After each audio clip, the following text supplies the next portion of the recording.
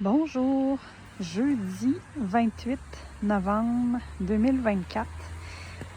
J'étais bien déçue de mes brocolis cet été, alors j'ai décidé de les laisser en place pour voir.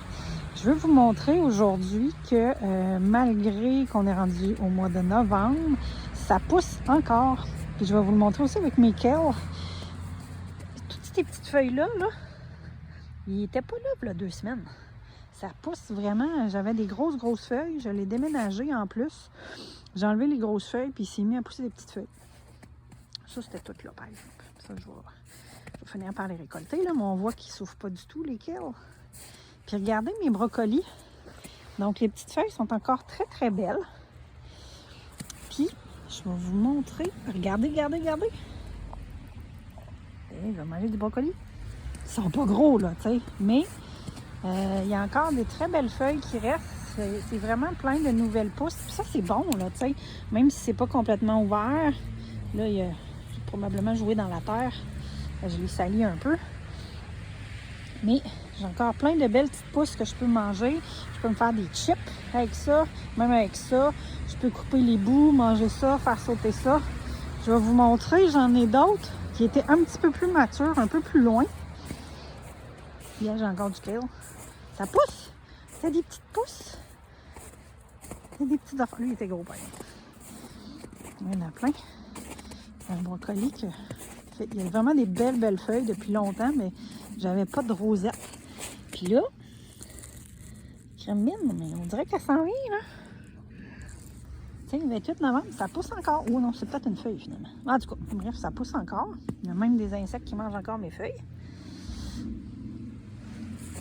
Je vais juste faire une expérience pour voir. Je me dis, écoute, j'ai absolument rien à perdre de les laisser là. De toute façon, pendant ce temps-là, ils tiennent mon sol, mais fin de semaine, je vais pouvoir encore m'en récolter un petit peu. On va me faire des bonnes chips. Puis, en sautant les petits bouts dans la poêle, là, il y a encore des petites affaires. Je vais en garder un ou deux pour voir jusqu'à quel point. Mais tu sais, même les grosses feuilles sont belles, sont molles, sont pas trop coriaces. Ça va être très bon. Fait que je les protège pas du tout. Ils sont laissés comme ça. Vous voyez qu'on a eu de la neige mardi dernier. Fait que c'était une grosse neige pesante, mais ça les a pas effoirés parce qu'ils sont quand même très solides. Puis ça va très bien. Donc des variétés, moi j'ai récolté mes choux très dernièrement. Donc des variétés comme les choux, les kales, donc dans toute cette famille-là, c'est résistant au froid. On a quand même eu des nuits de -6. Je pense que j'ai vu jusqu'à -8 là, quand je me levais en pleine nuit. Là.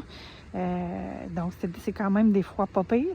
Mais ces plantes-là résistent bien. Et on sait que le froid, tu sais, sur les carottes, ça rajoute un petit goût sucré sur les plantes à racines. Mais je vous dirais que ça le fait aussi un tout petit peu sur les plantes à feuilles. Je ne serais pas en mesure de vous expliquer tout le côté chimique ou biologique de la patente qui fait que les sucres montent dans les feuilles, etc.